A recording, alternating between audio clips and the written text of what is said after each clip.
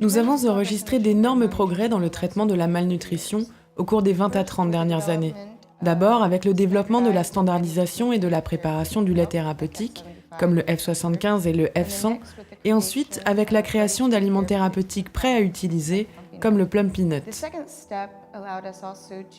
La deuxième étape nous a permis de sortir de l'hôpital et d'aller auprès des communautés pour améliorer le traitement de la malnutrition et traiter beaucoup plus d'enfants.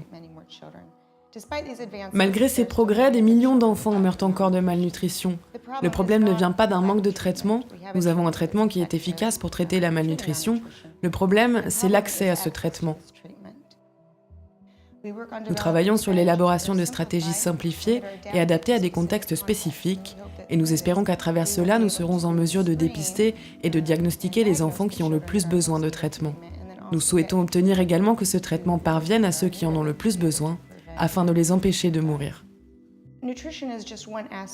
La nutrition n'est qu'un aspect de la santé infantile. Pour prévenir la malnutrition, il faut agir sur la santé globale des enfants.